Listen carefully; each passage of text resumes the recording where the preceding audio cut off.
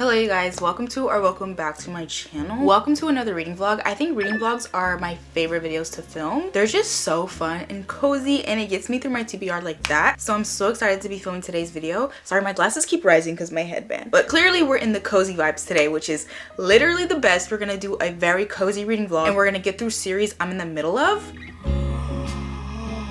I love bendable books. Like, I just love floppy books. That's just so beautiful. I could cry. So yeah, here's my progress thus far.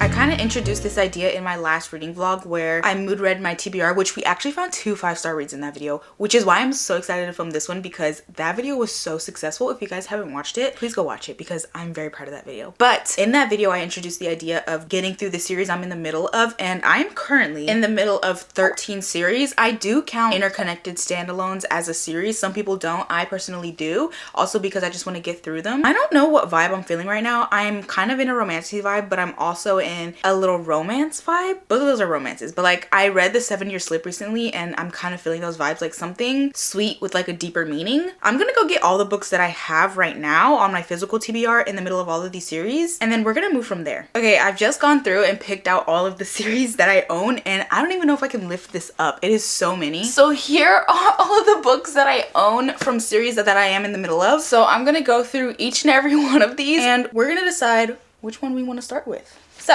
starting at the top of our list, we have the 6th and final book of the Darkverse series, which is the Syndicator. I kind of soft DNF'd this a while back. I got like 60 or 70% through. I'm almost done. Or maybe it was only 30. I don't know, but I got a good chunk into this book. And then next we have the 1, which is the final book in the Selection series. To be honest, I'm kind of over the Selection series. I read that before I read Powerless, and now after reading Powerless, I just feel like this isn't gonna hit. So I'm gonna put this in the no pile, even though it's the last book to help me finish the series. I'm just not feeling this right now, and I don't want to put myself in a slump. So this is gonna go in the no pile. Then we have Powerless by Elsie Silver. To be completely honest with you, I didn't really like the first 2 books in this series, the Chestnut Spring series. They just didn't stick out to me. They were kind of boring, and I just didn't really care. So I'm gonna put this in the maybe pile because I don't want to write it off quite yet, because people say this is their favorite book in the whole Chestnut Springs universe, and honestly I am most intrigued with Jasper, and this is Jasper's story, so I might like this one a little bit more than the others, so I'm gonna put this in the maybe pile. Then we have King of Sloth by Anna Wong. The first book in this series was so good, and then the rest were just not. But people say King of Envy is so good, and in order to get to King of Envy, I'm gonna force myself to read King of Sloth. So I'm gonna put this in the maybe pile, but to be honest, I don't know if I'm gonna get to this. People say this one's quite boring, so I don't know. This is like a low maybe. Then we have the 2nd book in the Finley Donovan series. Oh my goodness, the first book was 5 stars for me. It was so good. That series is like a cozy mystery series, and it's so fun and super perfect to read during spooky season. If you guys are watching this in October, pick that book up. It is so good. But this is the 2nd book in that series, and honestly, I wouldn't mind. We're gonna put this in the maybe. I know I keep putting everything in the maybe, but I honestly wouldn't mind getting into this one. Then we have Deviant King, which is part of the Reuniverse. It's like a 24 book series. It's not really a series, it's like broken up into different series, but everything is interconnected, so I just put everything together. And this is the 2nd book in the Royal Elite series, which honestly I have started. I'm literally not that far, but I am gonna put this in the maybe pile just because I've already started it, so it'll be easy to continue going. Then we have Yours Truly by Abby Jimenez. I am not reading the series in order, to be honest. I read Just for the Summer first, which is the 3rd book. This is the 2nd, and then the first one is Part of Your World. I am reading them out of order because I don't own Part of Your World, but they are interconnected standalones, so honestly I don't really mind. I really think I'm gonna enjoy this, especially because I feel like it'll give me the same vibes that 7-Year Slip did, and that's kind of what I'm on the lookout for, so I am gonna put this in the maybe pile. Then we have Heart of the Raven Prince. I talked about this in my last book video. Definitely going in the maybe pile because I've been wanting to read this for so long. All right, we finally got one that's gonna go in the no pile, and that is Iron or Flame. I have tried reading this 3 times. I've gotten halfway through the book and I've DNF'd it both times. So I'm currently on my 3rd rerun, and honestly I'm not that far. I'm probably on like page 5, and it's just so thick, and this is so politic heavy, and I'm not into it. Like, I'm not into it like I was with Fourth Wing. So I'm gonna put this down until I'm really ready to immerse myself back into this world, because Fourth Wing was just, it's one of my god tier books, and I really want to finish the series, but I don't want to do it if I'm not in the mood for it, because I'm not gonna rate it high. So this is going in the no pile for now, because like it's 800 pages. Like, why is it so long? but I am gonna read it one day, just not now. And then lastly, we have All In, which is the third book in the Natural series. I literally get through these books in like a day. They are so good and so addicting. And the fact that it matches my nails means that I am gonna put it in the maybe pile, so. Okay, so I did literally absolutely nothing to help myself out because we literally only took 2 books off of that whole list of books. So I'm gonna sit down for like probably the next 30 minutes and try to pick a book. I will update you guys with my choice. Okay guys, we have made our decision. Are you ready to see what we're gonna be reading for our first book in this video? It is none other than Heart of the Raven Prince. I am so excited to get into this. If you guys don't know what the Entangled with Fae series is about, they're basically fairy tale retellings, but rather than princesses, they're fae, which is so fun. Actually, they might still be princesses, but rather than humans, like in the fairy tales, they're fae, which is so fun, meaning they have powers or they're like fairy-like creatures. I don't really know how to explain fae. It's just kind of something you figure out as you read fantasy books, but this one follows Ember, who is also known as Cinderella in the fairy tales, and I am so excited to read this one. The first one follows themes of Beauty and the Beast, and this one, as I said, follows themes of Cinderella, and I'm honestly so excited, and I'm hoping it gives me those whimsical fairy tale vibes. So yeah, let's read Heart of the Raven Prince.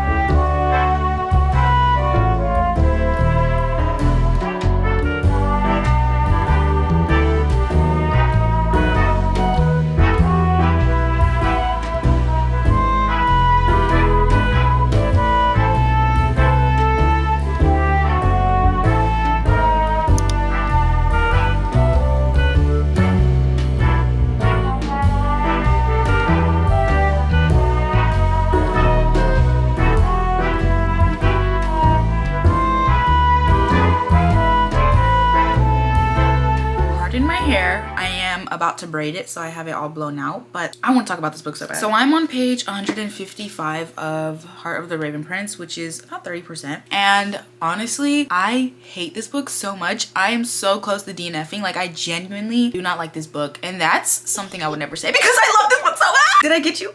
No, but seriously, this book is so good, guys. Like, I have been binging it ever since I picked it up. Like, I have not put it down. It is so bingeable and so fun. Like, this is a fun book. This is exactly what I needed. It's giving me the whimsical fairy tale vibes that I was craving, and I think I'm liking this more than the Beauty and the Beast one. But to be fair, when I read the Beauty and the Beast one, I think that was like my first fantasy book or like romantic book I've ever read, so it was probably a little bit confusing for me. But this one, it's perfect. So like I said, this one follows Cinderella, and I don't know why in my last video I said this one is Snow White. This one is Cinderella, but her name in this book is Ember. So we're following Ember, who's our main character. She's 17 years old, and as you probably know, she has an evil stepmom and evil stepsisters whom she lives with. And oh my gosh, like, I want to talk about the story so bad, but like, I don't want to spoil it.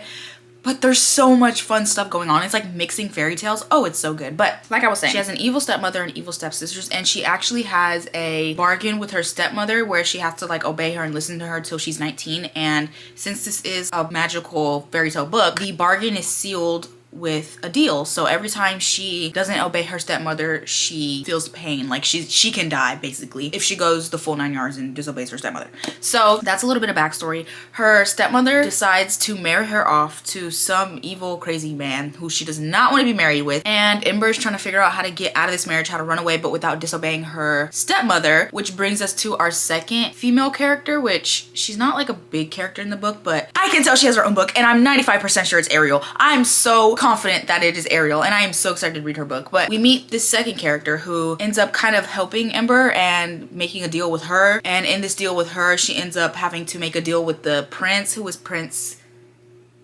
Franco, and it's just like a whole bunch of deals and bargains. But it's so good, which is why I'm saying like the plot is so complex. Like there's so many different types of plots going on and so many bargains and deals, and I find that so fun. There's a hair on my face. I don't know if you guys have seen me. I got it. But yeah, that's like my best summary without giving it all away. You just need to pick this one up. Like this is so fun, and it's mixing fairy tales and it's like healing my little childhood heart. Like I'm so into this and I'm so excited to read more. And I am about to do my hair, so I honestly might finish it or I get really close because I have 6 hours left of the audiobook and my hair takes me about that long. So I'm so excited. I'm about to binge this. I honestly really like the main male character. He's so funny and he reminds me a lot of Jax from Once Upon a Broken Heart because he's really unserious and he's kind of like a playboy. He just gives me Jax vibes all the way, and he has silver hair, so it's literally Jax. I'm imagining Jax.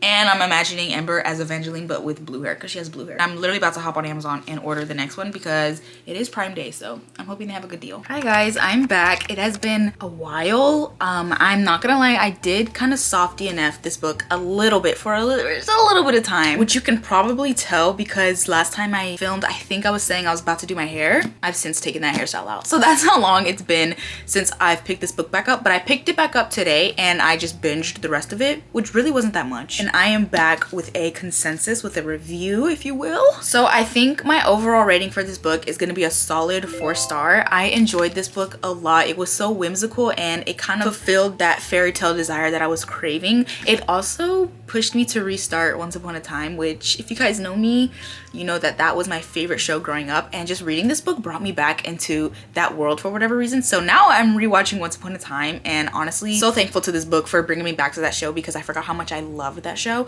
But I digress. The book itself was really fun, really good. I loved all the characters. The FMC did kind of annoy me a little bit just because she tended to second guess everything. Like the man would literally be in her face telling her that he loved her, and she would still be in her head like, he's lying, he doesn't really love me. You know, and that kind of irked me a little bit. Like I'm not gonna lie, that does kind of irk me a little bit. I don't like second guessing FMCs because it just shows a lack of confidence and a lack of self-respect, and I don't like that. But other than that, I loved all the characters besides like the bad ones, and I thought it was a really enjoyable story. I will read you guys my review. Heart of the Raven Prince was such a fun read. The complex storyline added so much depth and kept it far more engaging than the regular Cinderella story, which I really appreciated. I also loved the characters, though I will admit the FMC's constant second guessing got me a bit frustrated at times. Overall, 4 stars. Nothing super moving, nothing super special. Probably won't remember this book in the next few months, but I enjoyed it while I read it, which is literally exactly how I felt about the first one. So our first book is done. That progresses me in this series. I did also purchase the third one, which is, I'm 90% sure, about Ariel, which is so fun because we got crumbs of her in this book, and I'm really excited to see like where her story takes her because her story started here. So I'm excited to see what has my girl been up to this whole time, you know what I mean? So I'm excited to get into that one, but let's pick our next read, which I'm so excited for. I don't know what I'm gonna pick yet, but I'm gonna go through my shelves, pick out a few options, and then we'll go from there. I picked Finley, Donovan Knocks Him Dead. I'm so excited to read this. Like the more I think about it, the more excited I am to read it. I'm so excited to get back into this world. But it's been so long since I read the first book. I read it in high school, I think when I was a senior. And I remember the first one ending on like a crazy cliffhanger. So I'm gonna have to like refresh my memory somehow. I'm really excited. This is gonna be a fun, quick read. I already know, and I hope it's really good. I really hope it's as good as the first one. So let's start Finley, Donovan Knocks Him Dead.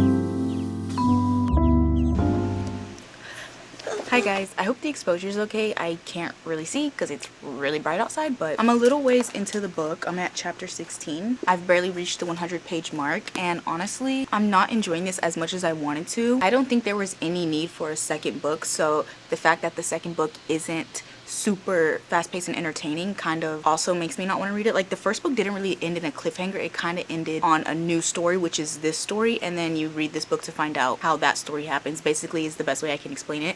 And I don't know, I'm not digging it that much. I feel like it's very slow and it's a little mundane. I feel like we're just living through Finley's life, and there's like a little bit of mystery, but we're just following her day by day, and I still enjoy that because I love the characters so much that I don't really mind that it's so character driven. But I also feel like this is a mystery book, and like, where's the mystery? I don't know. I feel like it's a little slow paced, but it's starting to pick up. Something just happened with the plot, kind of thickening it a little bit. So I hope that that kind of helps the book feel like it's going a little bit faster. But I didn't really explain what this book is about. I'm going to explain the first one, not so much this one, because it'll kind of spoil what happened at the end of the first book. But essentially, we're following Finley Donovan, which I don't remember if she was a struggling writer or if she was just struggling to find a story for her next book. But essentially, she was talking about a book she was wanting to write in a cafe or like in a Panera Bread or something like that, and the plot of the book was about a contact killer. And so she writes like mystery books and things like that. So she was talking about the plot of her next book about a contact killer, but somebody behind her at the Panera Bread thought that she was a contact killer, so they slipped her a note asking her to kill her husband. So that's where the first book takes place, and then you go through her, well, I don't want to explain what happens. You just have to read it. It's so good. Just trust me when I say it is so good. It's so thrilling. It's so fun and funny and just enjoyable, and honestly just the perfect cozy mystery book. And so I was really excited to get into this one because I've been fiending for a little bit of a comfort read, but I don't know. I'm still getting a little bit of comfort, but only because the characters, I feel like the mystery is not that comforting. I don't know. It's just not as good as the first one was, is basically what I'm trying to say. But I'm going to keep reading and hopefully it'll get a little bit better.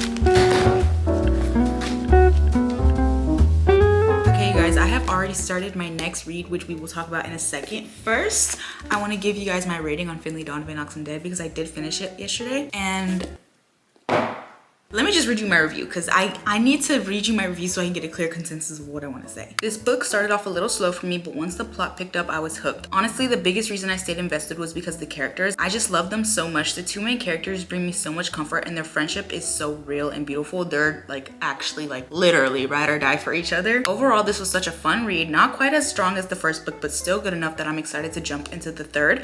Overall, my rating was a 3.75 star. I did round it up to 4 on Goodreads, but this book was so good, you guys. Like when it picked up, it really picked up. I loved it so much. My favorite part, just the connection the two main characters had. If you guys don't know, we follow Finley and Vero, mainly Finley, but Vero is basically like a second main character and they're best friends. They're more than best friends. Vero's her accountant, Vero's her babysitter, Vero's like literally everything for Finley, and their relationship was just so beautiful. It kind of reminded me of the two girls in Dead to Me. If you guys haven't seen Dead to Me, well, you should watch that, but if you have seen it, their relationship reminds me of those two because they're literally just ride or die for each other and they'll like tell each other all their secrets and keep their secrets and help them through anything. Like they will go to jail for each other. They love each other that much and their loyalty to each other is just, it's such a beautiful friendship. And I don't know, maybe it's because I value female friendships like so much that I really connected to this, but I just feel like their relationship was just so beautiful and I love reading about them and I find so much comfort in them. And while this book was almost a little mundane to where you were basically following them throughout their lifestyle and their dynamic, it was still so fun or interesting to read because I just love their dynamic so much. Like it's almost like a sitcom. Like it's just so fun to read even though there's nothing really going on.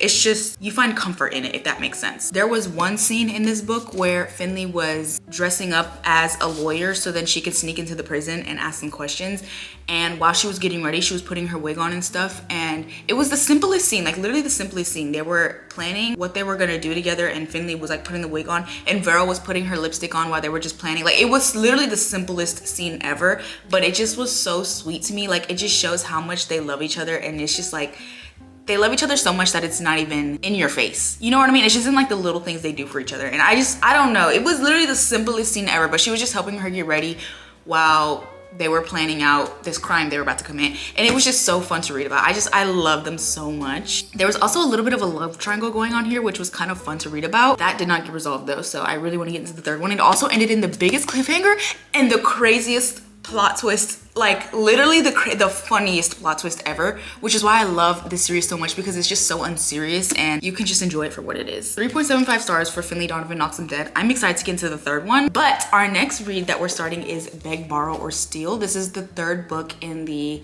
When in Rome interconnected standalone series. When in Rome follows Amelia and Noah.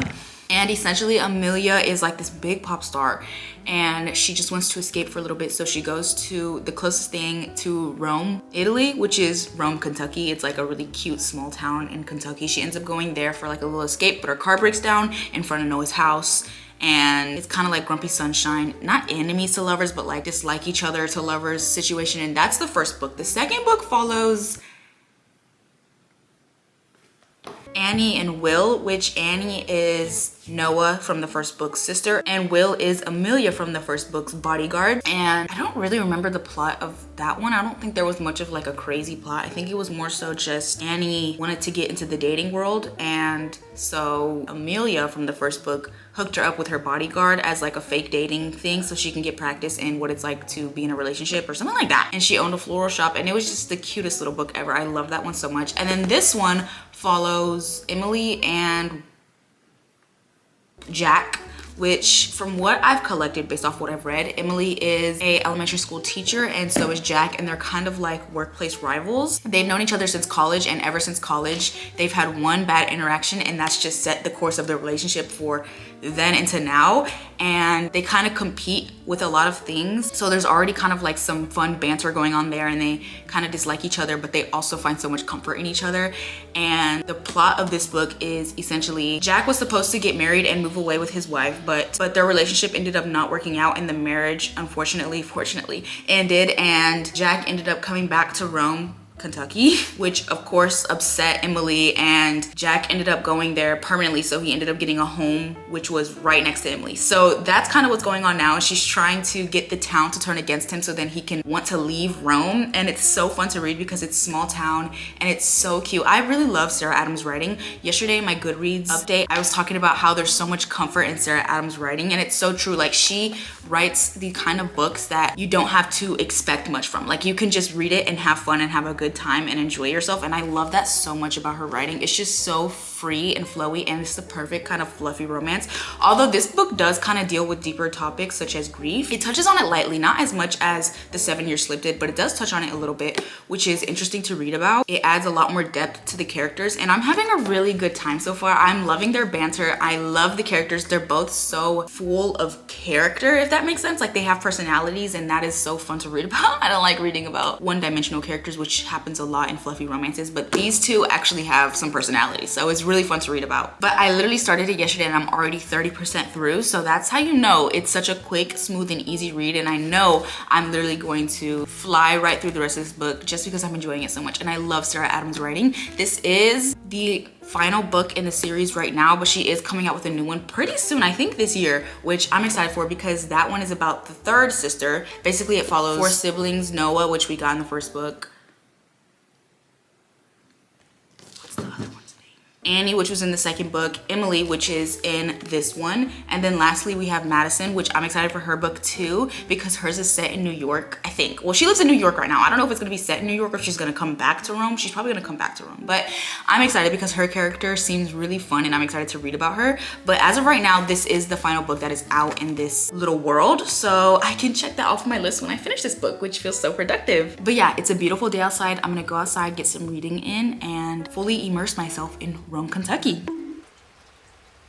Hi guys, it's a little bit later. I'm about to get ready to go on my run, but I wanted to give you a quick update on the book. First of all, this book is so floppy and bendable, which I love. I love bendable books. Like, I just love floppy books. But anyways, I feel like with this book, out of all 3 of the books in this series, this is the one with the most emotional depth to it from what I remember. Not only is she dealing with like a little bit of grief, she's also dealing with feelings of being alone, and she feels almost purposeless in this life. Like, she feels so stagnant in her life because all her siblings have moved on. They're all moving forward with life, finding their partners and their careers, and Emily, being the oldest sibling, she feels like her siblings are like leaving her behind, and she's the oldest. Like, she's supposed to be accomplishing all these things that her siblings are already accomplishing, and she's just dealing with those feelings. But again, since it's a Sarah Adams fluffy romance, it's not super deep. Like, for example, this quote, it's so funny. It says, "As a last-ditch effort, I turned on an audiobook for a little background noise, and the next thing I knew, I was sobbing on the floor, clutching a bottle of wine in my pajamas because the hero loved the heroine and I was never going to be loved. No one wants me. I'm all alone in this life. Oh, this cat bed is on sale." Like, it's just so funny, and I like that the author is able to flip from emotional to unserious just like that, because I feel like that's how a lot of people are. Like, a lot of people who deal with depression or anxiety or things like this mask it with humor or mask it with a bubbly personality, and that kind of is like Emily. Like, she deals with all these feelings and she's always in her head, but nobody knows because she puts on a front and she acts like the older sibling. Like, she supports every decision they make even when she doesn't agree with them. She says that she's doing perfectly fine by herself even though she's not, and I just really like that Sarah Adams is putting a voice to people who deal with these things. And I really just love Emily. I feel for her so much. Like, it's just so sad to read about because she has no one to spill her guts to because she's the oldest sibling, so like she can't talk to her siblings. The town, she lives in a really small town, so she can't talk to anybody in the town, otherwise it'll come back around. And so she just really feels like it's just her and her cat all by themselves in her little apartment, and it's so eye-opening to read because you really don't know what somebody's going through. I love the depth in the characters. We've gotten a lot on Emily. We're starting to get a little bit more on Jack. He's kind of the same way because it was kind of revealed a little bit that his ex-fiance was kind of using him for his money, but we haven't gotten his feelings on that because he kind of like says it in passing or like as a joke. He doesn't really deep dive into it, so I don't really know what's going on in his head. I know what's going on in Emily's head, but I don't necessarily know what's going on in Jack's head, which I'm hoping gets revealed throughout the rest of the book so then he doesn't feel one-dimensional to me. But I'm really enjoying this so far. I am about to go for my run and I'm going to binge this. I'm having a really good time, and yeah, I don't know, I just really want Emily to be happy. Like, she deserves so much happiness. Like, she's lived for everybody else and has never lived for herself, and I just want her to choose herself. I feel like if you're an older sibling I don't have any siblings, so I don't necessarily relate to this, but I do see it in a lot of sibling dynamics. If you are an older sibling and you've kind of grown up feeling like there was a burden on you and you had to take care of all your siblings and you never really had time for yourself, I feel like you'll really enjoy this book. Not saying that I know anything about what that's like. I'm just saying this book kind of lightly addresses that, and I don't know, maybe it could feel comforting to some. Also, I got a new pack of annotation tabs because I'm running out of mine, and I love buying new ones. I buy new ones like once a year because they last me so long and they're only like $5. I have these linked on my storefront. They come with so many and so many colors, so I'm so excited to put these to use. But let's get back into the book. I'm honestly dying to continue my audiobook because this is so good and comfortable.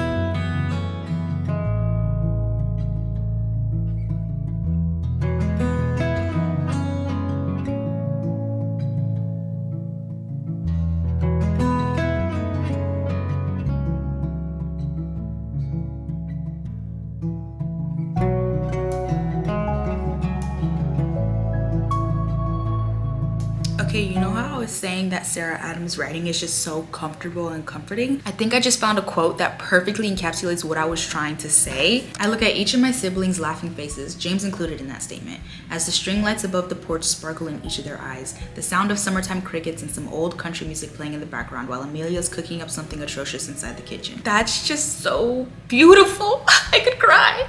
I live for nights like this with these people. They create an illusion that I'm within reaching distance of those comforting childhood days, but I can't let myself dwell on that feeling too long anymore. I need to see this moment for what it is. Beautiful, ever-changing. Do you ever find yourself in a moment and you just like kind of go outside of that moment and think to yourself like, this is really a core memory, like this is something I'm gonna remember forever, and it just feels like everything like goes in slow motion. You like step outside your body and you just view it and you just smile. Those are the best moments.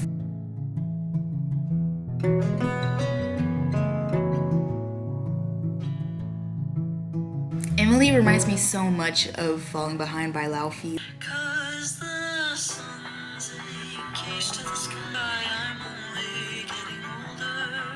I've never had a shoulder to cry.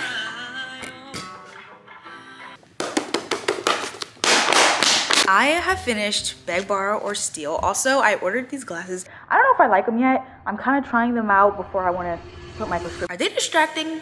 I have finished Beg, Borrow, or Steal, and oh my goodness, this book was so beautifully written. Let me read you my Goodreads review. You already know the order of operations here. So far, this is my favorite in the ongoing series. Emily and Jack's story is so vulnerable, soft, and beautiful. They truly deserve the world. Emily is the kind of person who goes through so much behind closed doors, constantly living for others, putting up a front, and bottling her feelings with no one the wiser. It isn't until Jack that she finally has someone to confide in. I love all the representation in this book, from grief, to growing up with a narcissistic parent, to being a teacher, to being an older sibling, and so much more. Sarah Adams shines light on these heavy themes in such a gentle, heartfelt way, allowing readers to feel seen without reliving their own trauma. Overall, I'm giving this book 4.5 stars, and I can't wait for the final one to come out. The final one does come out in December, and I'm so excited about it because we got so many crumbs of Maddie and who she's gonna be with story in this one, but I'm not gonna get into that. We need to talk about this book. This book was so good. And I also did misspeak. She's not the oldest sibling, but she is the oldest sister, so she takes care of all her sisters. She does have an older brother, which was in the first book, but she's the oldest sister, which is still such a burden, especially with her parents having passed when she was 8 years old. She got so much of that burden of kind of being her siblings' parents, or at least her sister's parents, as the oldest sibling, and that like never left her. But oh my goodness, this book was so beautiful. Again, I think my favorite part about it was all of the themes that it highlighted. Like, it highlighted so many different themes. Grief, growing up with an alcoholic narcissistic father and a not really present mother, being a teacher, which is a whole thing in itself. Like, being a teacher isn't necessarily bad, but there's so many things that goes into teaching that people don't see, and I feel like teachers just don't get the credit that they deserve. And I like that this book highlighted that as well, even though it wasn't in your face. It was just like in the subtle hints. You kind of felt more appreciation towards teachers. I've always appreciated teachers. Growing up with my dad being a teacher, I always knew like what it was to be a teacher and all the things that you don't really see. That's a whole different story. There's a lot that goes into that, but I love the representation of teaching, being a struggling writer, feelings of loneliness or depression. Like, there was just so many things that were highlighted in this little fluffy romance book that I feel like were done well in a way that didn't feel super dark. And because those are all like, those can be very dark themes, and this book wrote them in a way that shone a light towards them, but didn't make the book feel dark. And there's nothing necessarily wrong with making a book feel darker with dark themes, because dark themes are meant, like, people genuinely go through these things and that needs to be highlighted, and just because it makes you feel sad or mad does not make it any better. But I do like that she didn't let it darken the book, if that makes sense. So yeah, 4.5 stars for Beg, Borrow, Steal. Definitely my favorite. I'm so excited for the fourth one. I don't think it'll be as good as this one. I think this is gonna be my favorite. I don't think anything's gonna top this. It was so close to a 5-star. I think the only reason I didn't really give it a 5-star was I feel like our two characters, they didn't really have a build up from being enemies to lovers. Like, they weren't really enemies to lovers, but they were like rivals. And I feel like they started liking each other so quickly, which is understandable because they've always had like underlying crushes on each other. But I don't know, I feel like I wish there was a little bit more banter. So then whenever they did get together, it felt more exciting, I guess is the best way to describe it. But this book was so good. I definitely recommend it. It was really fun. So let's go ahead and review all the books we read in this video and see how far along we've gotten in our series tracker. All right, you guys, we have finally made it to the end of the video, and I just want to review the books that I read today and kind of get an idea of how far along we're getting in our series tracker. So we started off pretty strong with Heart of the Raven Prince, which is basically a Cinderella retelling. This book was really whimsical and fun. I will say though, I only remembered the key details. I don't necessarily remember the little things in between the plot, but it was still a really fun and easy read. And I ended up giving it a 4-star flat, which means that I have gotten 2 books in this series completed out of 5 books. So yeah, I definitely recommend these. These are fun princess vibes, and they're super easy and such a gateway into romantasy if you're interested. So definitely recommend these. Then we moved on to Finley, Donovan Knocks 'Em Dead, which is the second book in the Finley Donovan series. This book was so fun. It literally felt like I was watching a TV show, which I would genuinely love to see this become a book to movie or book to show adaptation, because I feel like it could be done really well, especially if you cast the right people for Vero and Finley. It could be a really, really good TV show, and I would love to see that. But this was a really fun read. It had those cozy mystery elements that I was looking for. Although it wasn't as good as the first one, it was still a super duper fun read, and I definitely recommend this to anybody who's looking for a quick palate cleanser book. And I ended up giving Finley, Donovan Knocks 'Em Dead 3.75 stars, which I did round up to 4 stars on Goodreads. And this is the second book in the Finley Donovan series, which is also 5 books. So we have 3 books left, and I'm not super intimidated by this series because they go by so fast and they're all just so fun and interesting to read. So I just know that if I really wanted to, I could breeze right through these. And then lastly, we moved on to Beg, Borrow, or Steal, which you guys know I loved so much. It was 4.5 stars for me, and it actually helped me to wrap up the series as of right now. We do have one more book on the way, but this series includes When in Rome, which is the first one with Amelia and Will. Please, Noah. His name is Noah, not Will. Noah and Will. Then the second book is Practice Makes Perfect with Annie and Will. And then we finished the series off with Emily and Jack, and Emily is Annie and Noah's other sister. And then our final book that is gonna come out in December is about Maddie, who is their other sibling. The other sibling. I'm done naming names. I really enjoyed all the books in the series, and I really want to get into Sarah Adams' other books. I know she has a whole catalog of YA books, so I might dabble into those because I think I would actually enjoy those. But as of right now, we have finished this series, which means I can knock off a series off off of my series tracker, which means we now only have 12 series to knock off of my list for me to finish all of my series. So yeah, here's my progress thus far. I'm very happy about this. I'm honestly so excited to do a part 2. Let me know if you guys enjoyed this and if you'd want me to make it a series. I'm gonna do it regardless, but like let me know if you actually want me to. And yeah, I love you guys so much. As you guys know, book videos are my favorite to film and edit, and I'm really happy that more people are seeing them. So if you enjoyed today's video, consider subscribing so I can see you guys next time. And until then, bye. I love you guys so much. I will see you in the next book vlog, which I'm about to start filming right now because I love filming reading vlogs.